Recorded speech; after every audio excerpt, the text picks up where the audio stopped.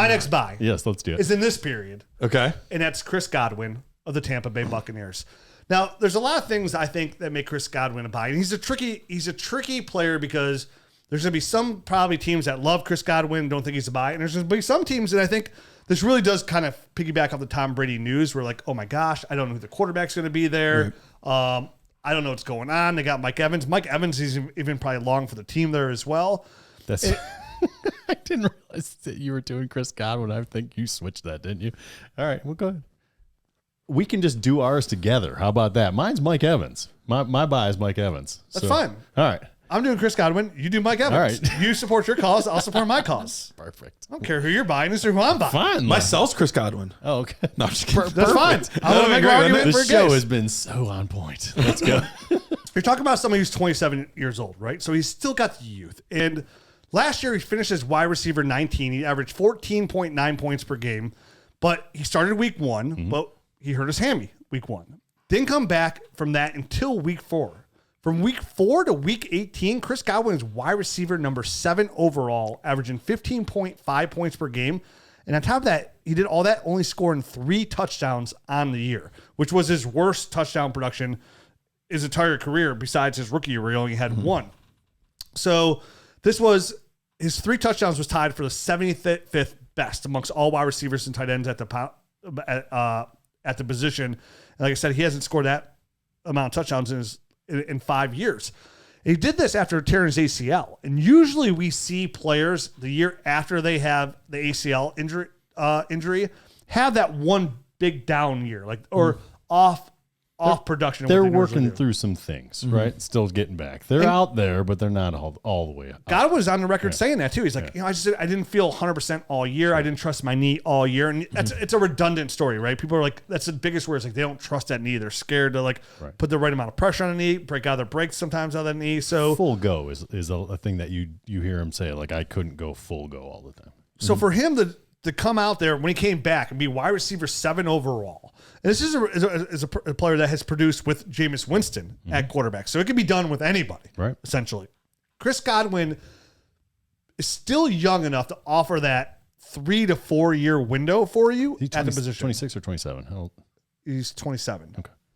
He's going to be 27 this coming season? I believe so. Okay. I believe he's 27. Yep, we can look. He's 27 is what I have written down. Okay. So I don't know when he turns 28, but you still got 3 to 4 years of Chris Godwin at the position, and that's a championship caliber window.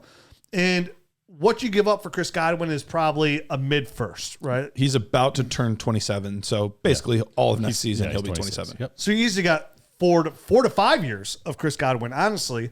And with this receiving class, it's a nice receiving class. You know, Jackson Smith and Jigba, Jordan Addison, Quentin Johnson. That's probably like the top tier players you like at that receiver position. Right. But those are all, none of those guys are guaranteed to be like a wide receiver 1. Chris Godwin's a wide receiver 1. Mm-hmm. That's what he is. I was going to say, this is probably the riskiest and most shallow wide receiver class we've had in 4 or 5 years. So when you're looking at a receiver, and after Jahmyr Gibbs, Bijan Robinson, you're going to be looking at some of these receivers. Obviously, the running backs will get some Jones like Tajay Spears had an excellent Senior Bowl. Mm-hmm. You saw in the mock draft where he went to 3rd round the Dolphins. I tweeted out like that's an excellent spot. Yep. People argued back. I don't care what they argue about. You know, Did people really argue with you? Yeah, they're like, oh, how's that better than Philly? I'm like, because it is in my opinion. You don't have to do with Jalen Hurts run scheme. You know, like it's my own opinion. It's a very running back friendly. It's a very running back friendly opinion. Ask Miles Sanders if Philly's the best spot. It's a pretty damn good spot. It's good. He was in the top, but he didn't get any touchdowns. Mm-hmm. Did he score touchdowns? This year he finally got some, but it's still not many. Miles Sanders did not have very many touchdowns. He was in the top. I had the percentage written down of where he was in the red zone rush opportunities. He was actually in a pretty good percentile. I know Jalen Hurts ran for some too, but that's what Chris Godwin offers and brings to the table. You know, so when you're on the clock, say you're a middle of the road team, you need a receiver, right? And you're trying to get over that hump. Mm-hmm. Don't draft Quentin Johnson. Don't go from there. Even though it's a nice spot, trade for Chris Godwin. You should be able to acquire Chris Godwin for a mid first round pick, right? If you're pick 5, pick 6 around there, right. I know that might sound pricey. I had more than I thought, but that is not pricey whatsoever for a wide receiver 1. That's actually a home run. If you drafted Quentin Johnson or Jackson Smith and Jigba or Jordan Addison, and they give you 4 years of wide receiver 1 production, you would feel that's a home run pick, a home run pick. Now, if you're picking 3 or 4, and obviously you need a receiver here, like if that's a position you need to kind of get over that hump to take the next step, is this is a player that's going to help you take that next step. And that's what you're trying to do when you're pick 6, pick 7, is try to take that next step. Chris Godwin will elevate your team to that level into the playoffs. He's a wide receiver 1.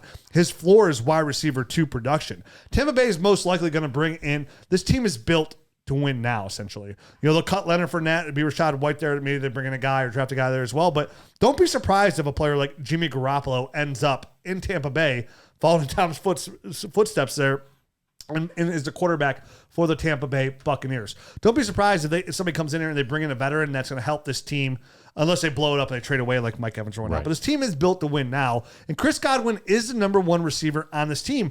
And Tom Brady did not do him any favors last year. Tom Brady actually regressed a little bit out there. I mean, Godwin's yards per reception were his career worst, 9.9. This was all going to be part of my argument as well. The offensive line was beat up right off the get go, and Tom Brady struggled throughout the whole season, just having enough time to throw the ball downfield. He wasn't stepping into his throws like he normally did. He was getting the kind of pressure that affected him right up the middle. I mean, when your center goes down and he's like a all-pro type of guy, it's going to be rough for a quarterback like Tom Brady, and it showed throughout all his numbers. So both those guys, I'll have the same, I guess, thing to say about Mike Evans. I guess I don't have to say it anymore.